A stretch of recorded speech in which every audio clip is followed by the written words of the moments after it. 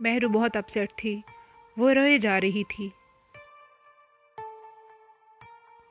کچھ ہی دیر میں گاڑی ہسپتال کی ایمرجنسی میں داخل ہوئی۔ شہریار گاڑی روک کر انتہائی پھرتی سے باہر نکلا اور الماس کو گاڑی سے باہر نکالا۔ منظور بوکھلایا ہوا تھا، لیکن وہ بھی سب کے پیچھے چل پڑا۔ ہسپتال میں تمام معاملات بھاگ بھاگ کر شہریار خود دیکھ رہا تھا۔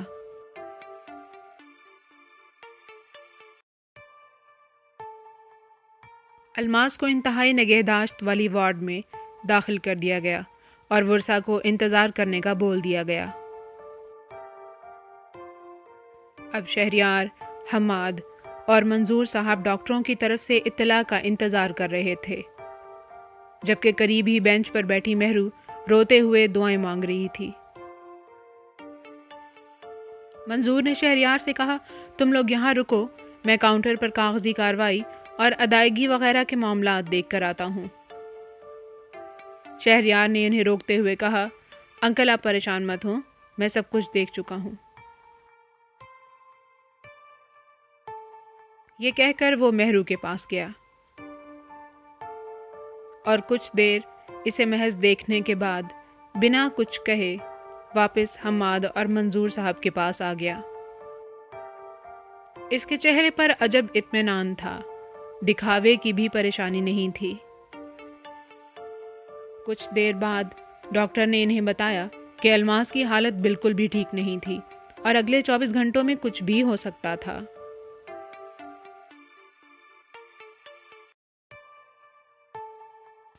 یہ سن کر مہرو بے جان سی وہاں ایک طرف جا کر چپکے سے سسکیاں بھرنے لگی۔ حماد اور منظور صاحب کے چہروں پر بھی پریشانی تھی، لیکن شہریار بالکل نارمل تھا، جیسے اسے کوئی فرق نہیں پڑا۔ کچھ دیر یوں ہی ڈھٹائی کا مظاہرہ کرنے کے بعد وہ دوبارہ مہرو کے پاس گیا، گہری سانس لے کر بولا، مہرو تم لوگوں نے کافی لاپرواہی کی الماس آنٹی کی بیماری کے حوالے سے۔ ان کی بیماری قابل علاج تھی، پر کوئی پرواہ نہیں کی تم لوگوں نے۔ اب یوں رونے سے کیا فائدہ؟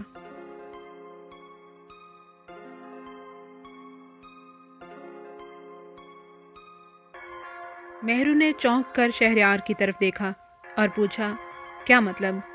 ہمیں نہیں پتا تھا ان کی بیماری کے بارے میں؟ شہریار بھویں چڑھاتے ہوئے تھوڑا حیران ہو کر بولا، تو کیا تمہیں نہیں معلوم کہ آنٹی پچھلے 5 سال سے بیماری سے لڑ رہی تھیں؟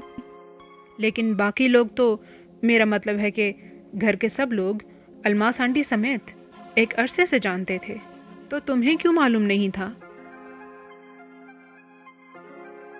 یہ سن کر مہرو نے فوراً اپنی جگہ چھوڑی اور منظور صاحب کے پاس غصے سے گئی اور بولی، ماموں آپ جانتے تھے ماما کی بیماری کے بارے میں، مجھے کیوں نہیں بتایا کسی نے؟ ان کا علاج کیوں نہیں کروایا کسی نے؟ وہ ٹھیک ہو سکتی تھیں۔ یہ کہہ کر وہ اونچی آواز میں رونے لگی اور بولی، اگر میری ماما کو کچھ ہوا تو میں آپ لوگوں کو کبھی معاف نہیں کروں گی۔ منظور صاحب واقعی میں کافی پریشان ہو گئے تھے۔ اتنے میں ڈاکٹر نے انہیں بتایا کہ الماس ہوش میں آ چکی تھی اور یہ کہ اگر وہ چاہیں تو ان سے مل لیں۔ مہرو دوڑ کر گئی، پیچھے پیچھے باقی سب لوگ بھی چل پڑے۔